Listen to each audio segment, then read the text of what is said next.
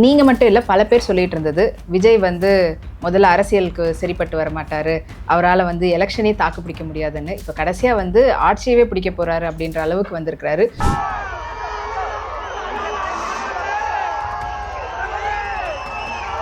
விஜய் மேலே இருக்கக்கூடிய ஒரு ஆசையா இல்லை அவர் மேலே இருக்கக்கூடிய அன்புனால வந்த ஓட்டுன்னு எடுத்துக்கலாமா, இல்லை திராவிட கட்சிங்க மேலே இருக்கக்கூடிய எதிர்ப்புனால வந்த ஓட்டுன்னு எடுத்துக்கலாமா?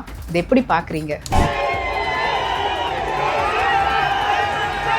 திராவிட இயக்கத்தின் மீது 75 ஆண்டு காலமாக கடும் எதிர்ப்பு, அதை அறுவடை செய்யக்கூடிய ஒரு தலைமை இதுவரைக்கும் உருவாகவே இல்லை.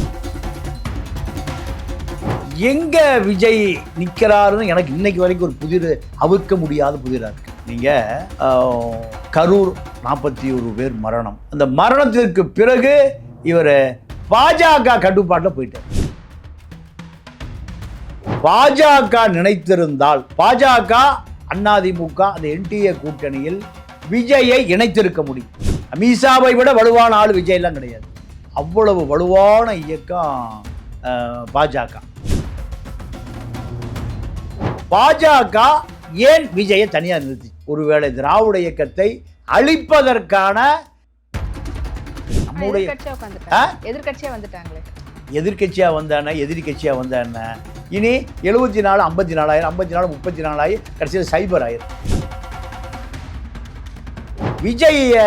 விஜய் ஒன்றும் விரைவுபடுத்தலை, இந்த மக்கள் விரைவு. அப்போ மக்கள் வந்து அரசியல் படுத்தப்பட்டிருக்கிறாங்க அப்படின்னு நினைக்கிறீங்க, இல்ல அரசியல் என்னன்னு தெரியாம ஓட்டு போட்டிருக்காங்கன்னு நினைக்கிறீங்களா? ரெண்டுமே நடந்திருக்கு. அது வேட்பாளர் யாருன்னு தெரியாது, அவங்க விசில மட்டும் தெரியும், திமுகவுக்கு தெரியும். விசில் திமுக ஒழிக்கணும், விசிலுக்கு போடணும். நம்ம அண்ணன் திருமா அவர் 65 வயசுல செய்ய முடியாத சாதனையை இப்போ யார் செஞ்சிருக்கா? விஜய் செஞ்சிருக்க.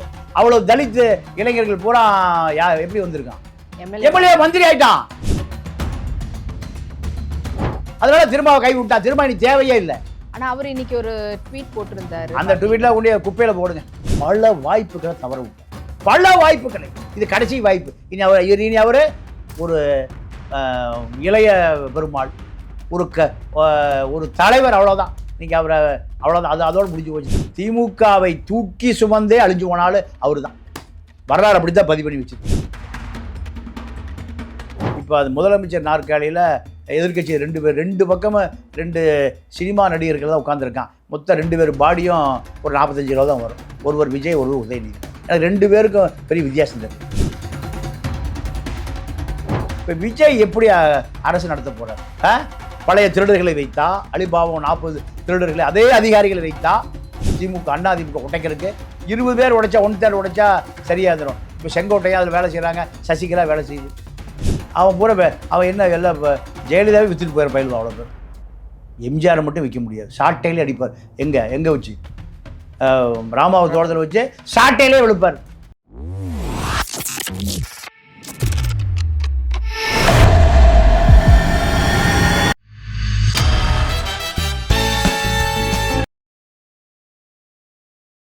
வணக்கம். இன்னைக்கு நம்ம இணைஞ்சிருக்கிறவங்க மூத்த பத்திரிகையாளர் திரு தமிழா பாண்டியன் அவர்கள். வணக்கம். வணக்கம். இப்போ நீங்கள் மட்டும் இல்லை, பல பேர் சொல்லிட்டு இருந்தது விஜய் வந்து முதல்ல அரசியலுக்கு சரிப்பட்டு வர மாட்டார், அவரால் வந்து எலெக்ஷனே தாக்கு பிடிக்க முடியாதுன்னு. இப்போ கடைசியாக வந்து ஆட்சியவே பிடிக்க போகிறாரு அப்படின்ற அளவுக்கு வந்திருக்கிறாரு. அது தனித்து நின்று 108 தொகுதி வந்து வெற்றி பெற்றிருக்கிறாரு. இருந்தாலுமே வந்து அவர் வந்து அரசு அமைக்கணும்னா அதுக்கு 118 சீட் இருக்கணும். அதுக்கு அவர் என்ன பண்ண போகிறாரு? அதை தாண்டி விஜய் மேலே இருக்கக்கூடிய ஒரு ஆசையா இல்லை அவர் மேலே இருக்கக்கூடிய அன்புனால வந்த ஓட்டுன்னு எடுத்துக்கலாமா, இல்லை திராவிட கட்சிங்க மேலே இருக்கக்கூடிய எதிர்ப்புனால வந்த ஓட்டுன்னு எடுத்துக்கலாமா? இதை எப்படி பார்க்குறீங்க? இல்லை, இதை ஒரே விஷயம்தான். திராவிட இயக்கத்தின் மீது 75 ஆண்டு காலமாக கடும் எதிர்ப்பு, அதை அறுவடை செய்யக்கூடிய ஒரு தலைமை இது வரைக்கும் உருவாகவே இல்லை. அப்படி உருவாகிறவர்கள் அந்த திராவிட சங்கத்தை போய் கலந்து காணாம போயிடும். இது ஆண்டாண்டு காலமாக நடந்துட்டு இருந்த விஷயம். இதை எங்கே விஜய் நிற்கிறாருன்னு எனக்கு இன்னைக்கு வரைக்கும் ஒரு புதிர், அவிர்க்க முடியாத புதிராக இருக்குது. நீங்கள் கரூர் 41 பேர் மரணம், அந்த மரணத்திற்கு பிறகு இவர் பாஜக கட்டுப்பாட்டில் போயிட்டார். இன்னைக்கும் அடித்து சொல்கிறேன், இப்பவும் அடித்து சொல்கிறேன். பாஜக நினைத்திருந்தால் பாஜக அதிமுக அந்த என்டிஏ கூட்டணியில் விஜயை இணைத்திருக்க முடியும். அமித்ஷாவை விட வலுவான ஆள் விஜய்லாம் கிடையாது. நீங்கள் அவ்வளவு வலுவான இயக்கம் பாஜக. பாஜக ஏன் விஜயை தனியாக நிறுத்திச்சு? ஒருவேளை திராவிட இயக்கத்தை அழிப்பதற்கான சாவி விஜய்ட்டு இருக்குன்னு கண்டுபிடிச்சிருக்கணும். அமித்ஷாக்கு மேலே பெரிய அமித்ஷாலாம் இருக்காங்க நாக்பூரில். இருந்தாலும் அவங்க கூட்டணி வந்து மேலே வரும் அப்படின்ற அந்த ஒரு இதுவில் அவங்க எப்படியாவது சேர்த்துருப்பாங்கல்ல சார்? எந்த கூட்டணி? அவங்க என்டிஏ கூட்டணிக்குள்ளே வந்தால் நம்மளுக்கு தான் பலம்னு நினச்சிருக்கலாம்ல. இல்லை, பலம் வந்து தமிழ்நாட்டில் தான் அரசியல். நீங்கள் பாஜகவுக்கு இப்போ என்ன பலம்னா திமுக அழிவது தான் பலம். திமுக அழிவது தான் பலம். ஏன்னா 40 சீட்டு இந்தியா கூட்டணிக்கு யார் கொடுக்குறா? திமுக தான் கொடுக்குது. அப்போ திமுக அழிவது தான் பாஜகவுடைய பலம். அது நடந்திருக்கு, அது நடந்திருக்கு. நம்முடைய எதிர்கட்சியாக வந்துட்டாங்களே. எதிர்கட்சியாக வந்தானே, எதிரி கட்சியாக வந்தானே. இனி 74 54 54 34 ஆகி கடைசியில் சைபர் ஆயிரும். திமுகவினுடைய அழிவை, திராவிட இயக்கங்களுடைய அழிவை விரைவுபடுத்தியிருக்கார் விஜய். இதை விஜய் ஒன்றும் விரைவுபடுத்தலை, இந்த மக்கள் விரைவுபடுத்தியிருக்காங்க. அப்போ மக்கள் வந்து அரசியல் படுத்தப்பட்டிருக்கிறாங்க அப்படின்னு நினைக்கிறீங்களா, இல்லை அரசியல்லாம் என்னன்னு தெரியாமல் ஓட்டு போட்டிருக்கிறாங்கன்னு நினைக்கிறீங்களா? ரெண்டுமே நடந்திருக்கு. நீங்கள் பல விஜய் வேட்பாளர்கள் காசை வாங்கிட்டு காணாமல் போயிட்டான். காணாமல் போனவன் பூரா ஜெயிச்சிருக்கான். காணாமல் போனவன் பூரா ஜெயிச்சிருக்கான். அப்போது இது மக்களுடைய பெரும் வெள்ளம், மக்களுடைய பெரும் வெள்ளம். அது வேட்பாளர் யாருன்னு தெரியாது. அவனுக்கு விசிலை மட்டும் தெரியும், திமுகவுக்கு தெரியும். விசில் திமுக ஒழிக்கணும், விசிலுக்கு போடணும். பணம் வாங்கியிருக்கான் எல்லா பேரும். மக்கள் பூரா 2000, அது திமுக 5000, 3000, அண்ணா திமுக அவனுக்கு ஈக்குவல் 2000. இப்படியெல்லாம் வாங்கிட்டோம். விஜயனும் பெரிய காமராஜ் உருவத்தில் முக்கா கை கதர் சட்டை கிடையாது. அவன் எதை பார்க்குறான்? இந்த கருணாநிதி குடும்பத்தை அழிக்கணும், ஒழிக்கணும், திராவிட இயக்கத்தை முடிவுக்கு கொண்டு வரணும்னு பார்க்குறான். கருணாநிதி குடும்பத்தை அழிக்கணும்னா அதுக்கு அவங்க வந்து அதிமுகவுக்கு, எடப்பாடிக்கு வந்து ஓட்டு விழுந்திருக்கலாம். எடப்பாடியும் அதிமுக திமுக வேறு இல்லை. அதுதான் நீங்க அந்த நம்பிக்கையை மக்களுக்கு வந்து அதிமுக ஜெயிச்சிருக்கு. இவன் வேற அவன் வேறையா? நீங்க எடப்பாடி ஹைவேஸ் மினிஸ்டராக இருக்கும்போது 2 பிஏ இருந்தாங்க. பேர் வேண்டாம், ஏன்னா விசாரணை கமிஷன் வந்துடும். அது வர வைப்போம், வேலை இருக்குது. இந்த 2 பேரும் தான் யாருக்கு பிஏ? பியாளுக்கு பிஏ. எடப்பாடிக்கு பிஏவாக இருந்த செல்வம், நான் பேரை ஏன் நம்மளால் உள்ள அடக்க முடியல, புத்துட்டு வந்துருச்சு. செல்வம், கனகராஜ் 2 பேரும் யாருக்கு பிஏ? 5 வருஷமாக எனக்கு தெரிஞ்ச 2 பேரும் ஒரு 50,000 கோடி தேடி கொடுத்துருப்பான். ஐஸ்பார் தான் படுக்க வைக்கணும். மக்கள் காசை கொள்ளையடித்த இவர்களை அந்த 2 பிஏ, யாருக்கு பிஏ? எடப்பாடிக்கு பிஏ. இப்போ ஏவா வேலுக்கு பிஏ. இப்போ அடுத்து யார் ரெவன்யூ மினிஸ்டர் வர போகிறாங்க? புஷியா, ஆதவர்ஜுனாவா? அவருக்கு பிஏ வேணா? ஆட்டம் முடிஞ்சுது, ஆட்டம் பாட்டம் எல்லாம் முடிஞ்சுது. இப்போ 500 கோடி ரூபா பெட்டியை வச்சுக்கிட்டு 50 பேர் இப்போ கியூ கட்டி நிற்கிறான். எங்கடா போகிறதுன்னு. வீட்டு பிள்ளைய மணல் திருட, சவுடு மண் திருடவன், சேகர் ரெட்டி, மணல் ராமச்சந்திரன் எல்லாம் 500 ரூபா பெட்டி, 500 கோடி பெட்டி. அதாவது இவங்களுக்கு எந்த கட்சி வந்தாலும், எந்த அரசியல்வாதி வந்தாலும் அதை தாண்டி உள்ள இருக்கக்கூடிய அரசு இயந்திரமா இருக்கக்கூடிய பிஏக்கள், அவங்களாம் அந்த அதிகாரிகள் தான் பெரும் கரப்ஷனா இருக்கிறாங்க. அவதான மந்திரி திருடி கொடுக்கறது. இப்போ எனக்கு தெரிஞ்சு இப்போ மந்திரியா போற ஆளெல்லாம் ஆட்டோ ஓட்டிட்டு இருந்தவர். ஆமா, ஒரு 65. இது பெரிய ஒரு சந்தோஷமான செய்தி என்னன்னா, நம்ம அண்ணன் திருமா அவர் 65 வயசுல செய்ய முடியாத சாதனையை இப்போ யார் செஞ்சிருக்கா? விஜய் செஞ்சிருக்க. அவ்வளவு தலித் இளைஞர்கள் பூரா எப்படி வந்திருக்கான்? எம்எல்ஏ மந்திரி ஆயிட்டான். அதனால திருமாவை கை விட்டான். திரும்ப இனி தேவையே இல்லை. ஆனா அவர் இன்னைக்கு ஒரு ட்வீட் போட்டிருந்தாரு. அந்த ட்வீட்ல கொண்டு குப்பையில போடுங்க. அவரு பல வாய்ப்புகளை தவற விட்டார், பல வாய்ப்புகளை. இது கடைசி வாய்ப்பு. இனி அவர் ஒரு இளைய பெருமாள், ஒரு தலைவர், அவ்வளோதான். நீங்கள் அவரை அவ்வளோதான், அதோடு முடிஞ்சு போச்சு. தவிர இனி ஏன்னா முதல்ல கூப்பிடாதோமா, அதெல்லாம் பெரிய விஷயம் இல்லை. திமுகவை தூக்கி சுமந்தே அழிஞ்சு போனாலும் அவரு தான். வரலாறு அப்படித்தான் பதிவு பண்ணி வச்சிருக்கு. வரலாறு அவங்களுடைய ஆமா குற்றங்களுக்கு ஆமா ஆமா திமுக அவருடைய குற்றங்களை பூரா தூக்கி சுமக்கிற ஒரு தூக்கு அதாவது சுமை தாங்கி. சுமை தாங்கியா போச்சு. நீங்க ஒரு 100-200 வருடங்களுக்கு முன்பெல்லாம் மக்கள் தளச்சுமையாக தான் தூக்கிட்டு போவான். இறக்கி வைக்கிறதுக்கு ஆள் இருக்காது, ஏற்றி விட்றதுக்கு ஆள் இருக்காது. சுமை தாங்கி கல் இருக்கும், அது அப்படியே தூக்கி வச்சுட்டு அடியில் நிழலில் உட்காந்துருப்பான். ஒரு அரை மணி நேரம் கழித்து கொஞ்சம் ஆசுவாசப்படுத்திட்டு அதை அப்படியே தலையில் தள்ளி தூக்கிட்டு போவான். அதான் சுமை தாங்கி. இந்த இவ்வளவு பெரிய இந்த நீங்கள் திமுக இவ்வளோ காலம் தாக்கு பிடிச்சதுக்கு இவர் ஒரு காரணம். யார்? அண்ணா திரும்ப ஒரு காரணம். ஈழ பிரச்சனை அப்பவே அழிஞ்சு போயிருக்கோம். எம்ஜிஆர் காலத்தில் அழிஞ்சு போயிருக்கும். காவிரி பிரச்சனை அழிஞ்சு போயிருக்கும். கச்சத்தீவு காலத்தில் அழிஞ்சு போயிருக்கும். மைனாரிட்டி தானே திமுக போன 2006-11 மெஜாரிட்டியில் மைனாரிட்டி தானே. தொடர்ச்சியாக ஜெயலலிதாட்ட போய் மைனாரிட்டி தானே. இப்போ விஜய்கிட்ட மைனாரிட்டி, அடுத்து திரிஷாட்ட மைனாரிட்டி. இது ஒரு கட்சியா? கலைச்சிட்டு போயிடலாம் திமுக குடும்பம். ஆனால் நாங்கள் மீண்டு வருவோம் அப்படின்ற மாதிரி தானே நேற்று பேசும்போது. இல்லாமா, அதாவது எனக்கு இப்போ அது முதலமைச்சர் நாற்காலியில் எதிர்கட்சி 2 பேர், 2 பக்கமும் 2 சினிமா நடிகர்கள் தான் உட்காந்துருக்கான். மொத்தம் 2 பேர் பாடியும் ஒரு 45 கிலோ தான் வரும். ஒருவர் விஜய், ஒருவர் உதயநிதி. எனக்கு 2 பேருக்கும் பெரிய வித்தியாசம் தெரியல. ஸ்டாலினை கண்டிப்பாக முதலமைச்சர் ஆக போகிறது இல்லை. அவர் முதலமைச்சர் ஆயிருந்தாலும் உதயநிதி தான் சீட்டில் உட்கார வச்சிருப்பார். இப்போ எனக்கு நான் உதயநிதி மாதிரி தான் பார்க்குறேன் விஜயம். 2 பேருக்குமே அரசியல் தெரியாது. 2 பேருக்குமே அரசியல் தெரியாது. ஐஏஎஸ் அதிகாரி அப்போ இது அப்படி இப்படி ஆச்சா போச்சானா நான் சொல்கிறப்ப நீ செய்யா, அது காமராஜ் தான் படிக்காதவர் தான் சொல்லுவார். இவர்கள் 2 பேரும் அதிகாரி கொஞ்சம் உருட்டி மிரட்டிச்சோ சட்ட சிக்கல் வந்துருங்கன்னா கைது போட்டுரும். தமிழ்நாடு சாபக்கேடு. இப்போ இதெல்லாம் ஒரு நடந்தாலுமே இப்போது இந்த திமுக அதிமுக ஆட்சிக்கு மாற்றாக விஜயை மக்கள் பூரா தேர்ந்தெடுத்திருக்கான். அதாவது அதிமுகவையும் ஒழிச்சு விட்டான். திமுக 2ஐயும் ஒழிச்சுட்டு தான் விஜய் உட்கார வச்சுருக்கான். இப்போ விஜய் எப்படி அரசு நடத்த போகிறார்?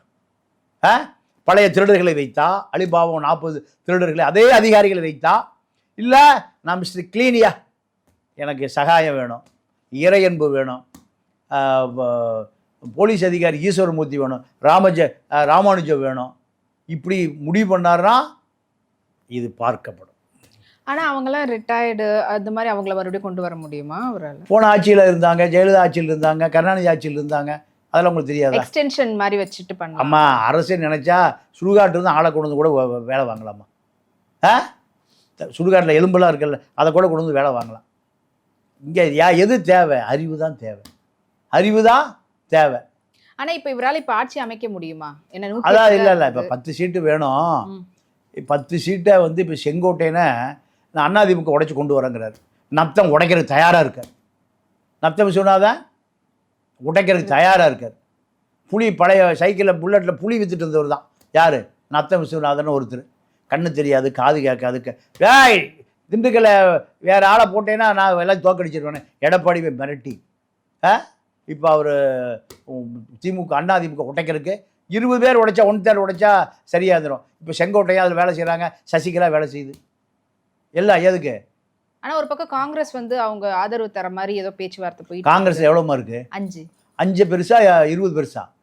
இந்த பக்கம் 20 பெருசா. அப்புறம் சொல்கிறீங்க இந்த 5 வாய்ட்டு இன்னொரு 5க்கு சௌமியாட்ட போகணும். சௌமியா அனுப்ப பண்ணிட்டேன், மார்வாடி பிள்ளைகிட்ட. அந்த அம்மா என்ன பண்ணோம்? எனக்கு 4 மந்திரி கேட்கும், இல்லையா நைட்டை கவுத்து விட்டுரும்.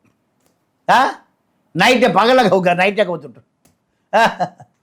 ஆனால் இப்போது திமுகல இருந்து இதர கட்சிகள் சொல்லக்கூடிய கம்யூனிஸ்ட் கட்சிகளாக இருக்கட்டும், இல்லை விசிகாவாக இருக்கட்டும், காங்கிரஸ் இவங்கெல்லாம் வந்தாங்கன்னா ஆதரவு தெரிவித்தாங்கன்னா அதுக்கு மொத்தம் 10 சீட்டு வேணுமா? அவர் ஃபஸ்ட்டு சாய்ஸு ஏடிஎம்கே உடைச்செல்லாம் முடிவு பண்ணிட்டாங்க. ஏடிஎம்கேவை 20 பேரை கொண்டு வந்துடுவோம். அவன் பூரா அவன் என்ன எல்லாம் ஜெயலலிதாவே விற்றுட்டு போயிட பயிலுவான். அவ்வளோ பேர். எம்ஜிஆரை மட்டும் விற்க முடியாது. ஷார்ட்டையிலே அடிப்பார். எங்கே வச்சு? ராமாவை தோட்டத்தில் வச்சு ஷார்ட்டையிலே விழுப்பார். எனக்கு தெரிய அந்த சாட்டை கதையை ஒன்று சொல்கிறேன். சேலத்தில் ஒரு எம்எல்ஏ, எனக்கு பேர் மறந்து போச்சு. அவர் நீங்கள் லத்தீப்புன்னு முஸ்லீம் லீக்கில் ஒரு பெரிய தலைவர் இருந்தார். அவரை எம்எல்ஏ ஆஸ்ட் அன்னைக்கு சட்டசபையில் எம்ஜிஆருக்கும் லத்தீப் வந்து திமுக சப்போர்ட், சமது அதிமுக சப்போர்ட். லத்தீப்பு வேலூரில் இருந்தார், எம்பியாக இருந்தார். அவர் எம்ஜிஆர் சட்டசபையில் ஏதோ தாக்கி பேசிட்டார். அப்போ எம்எல்ஏஸில் இருக்கார் ஆத்தூர் வெள்ளச்சாமி, அவருக்கு இன்னொரு முஸ்லீம் பேர் வரும். சரக்கை போட்டு போய் எங்கள் தலைவனையாட பேசுகிறேன்னு அடித்து வெளுத்து விட்டார். யாரை? லத்தீப். அவர் எம்எல்ஏ, முஸ்லீம் லீக்களுடைய ஒரு பெரிய தலைவர். இந்த தகவல் எம்ஜிஆருக்கு போகுது காலையில்.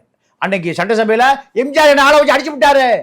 காதர் பாட்சா என்ற வெள்ளச்சாமி அப்படி ஏதோ ஒரு பேர் கையில் அங்கே ராமநாதபுரம் காதர் பாட்சா, எனக்கு பேர் மறந்து போச்சு. எத்தனை வருஷம் ஆச்சு? 45 வருஷம் ஆச்சு இந்த கதை. அப்போ முடிஞ்சு போச்சு. காலையில் சட்டையை கழட்டி காமிச்சாருன்னா தமிழ்நாடே பற்றிக்கும். ஒரு முஸ்லீம் லீடர் எம்ஜிஆர் ஆளை வச்சு அடித்தா எப்படி இருக்கும்? இவருக்கு காலையில் தகவல் தெரியுது. அப்போது ஒரு போலீஸ் அதிகாரி, அவர் பேர் எனக்கு மறந்து போய் டக்குன்னு வரல, நாகர்கோவில் நாடார், ரொம்ப வறுமையில் தான் செத்தார். அவன் சிறு வித்யா கூட கொஞ்சம் நாள் வச்சுருந்தார். அப்போ இதெல்லாம் சொல்ல வேண்டியது இருக்குது, மக்கள்கிட்ட சொல்ல வேண்டியது இருக்குது. பாவம் அந்த அம்மா எய்ட்ஸில் தான் செத்துது. இந்த மாதிரி பாவிகள் செஞ்ச பாவம் அப்படி வச்சுங்க. நல்ல பேர், ஒரு பேர் 5 கிராமம் அவர் ஊர். கடைசியாக டிஜிபியாக இருந்து ரிட்டையர் ஆன பேர் ஞாபகம் வரல. அவர் மக கூட டிவிலெல்லாம் சீரியல் நடிக்குது, ஏதோ ரூபா கிபான அந்த பேரம். அப்போ அவர் அனுப்பி இந்த வெள்ளச்சாமி கூப்பிட்டு சொல்லிட்டார். எங்கே? தோட்டத்துக்கு, ராமவரம் தோட்டம். இது போயஸ் கடை, அது ராமவரம் தோட்டம். சவுக்கில் அடிக்கிறார், துரத்தி அடிக்கிறார். யாரு? சொந்த எம்எல்ஏவை எம்ஜிஆர் அடிக்கிறாருமா. வரலாறு தெரிஞ்சுக்கங்க. எதிர்கட்சி எம்எல்ஏ அடிச்சதுக்காக. அப்போ இந்த தகவல் அப்போல்லாம் வந்து இப்போ நம்ம செல்ஃபோன்லாம் கிடையாது. இங்கே சுற்றி அங்கே சுற்றி அங்கே எம்எல்ஏக்கு வந்து எக்ஸ்டென்ஷன் கொடுத்து அங்கே போய் 1000 அது வரைக்கும் அடி வாங்கிட்டே இருக்காரு. ஒரு எம்எல்ஏ சொல்கிறாரு, யோ சமது, உன்னை நைட்டு அடிச்சு விட்டாயா அந்த ஆத்தூர் வெள்ளச்சாமி. எம்ஜிஆர் இந்த நான் ஆணையிட்டால் படத்தில் வர்ற மாதிரி துரத்தி அடிக்கிறாரியா, நீ போனா காப்பாற்றலாம். யார? லத்தீப். சமத்து அவங்க போய் பேசுறதுக்கு. அம்மா கொஞ்சம் கவனத்தில் இருக்குமா. சமது லத்தீப்லாம் இல்லைம்மா, ஆத்தூர் எம்எல்ஏ வெள்ளச்சாமியை எம்ஜிஆர் அடிக்கிறாரு. அப்போ இவ லத்தீப்புக்கு பொண்ணு சொன்னோன்னையும், ஆமா நீ பேரை மாற்றி லத்தீப் சமது ஒரே ஆள் தான், லத்தீப் தான். லத்தீப் என்னையே சொல்லியிருக்காங்கிறாரு, நீ போனால் காப்பாற்றலாம், இல்லைன்னா அவன் குத்துயிர குறை எங்கே கிடப்பாயான்றாரு. உடனே கார் பிடிச்சிட்டு போகிறாரு ராமாபுரம். அப்போல்லாம் டிராஃபிக் இல்லை, ஒரு அரை மணி நேரத்தில் போயிடலாம். போய் உள்ளே அடிச்சு ஓடுறாரு. ஓடி போய் இவர் வர வரைக்கும் அடிச்சிட்டு இருக்காரு. பிடிச்ச அந்த சவுக்கு பிடுங்குறாரு. என்ன இப்படி பண்ணிட்டீங்கன்னு. ஓ நான் உன்னை ஆளை வச்சு அடிப்பேன்னு நீ நம்புறையா? எம்ஜிஆர் கேட்டது.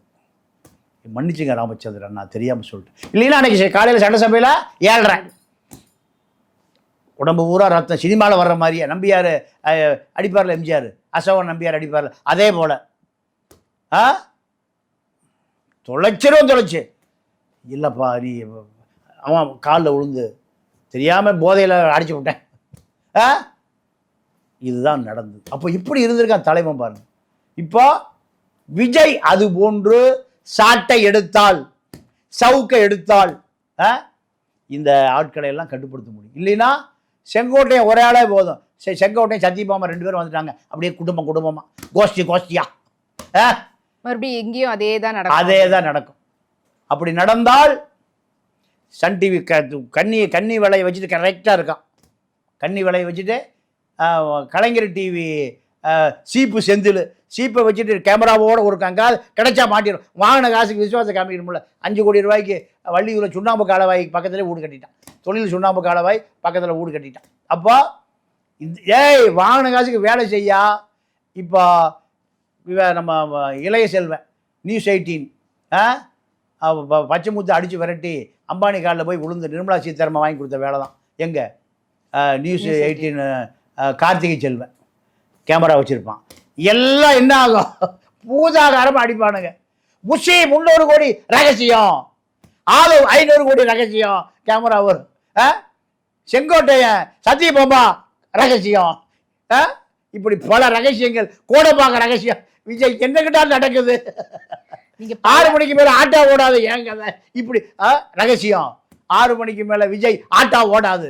இப்படி பல இது வேடிக்கை நிறைய இருக்கு பாருமா.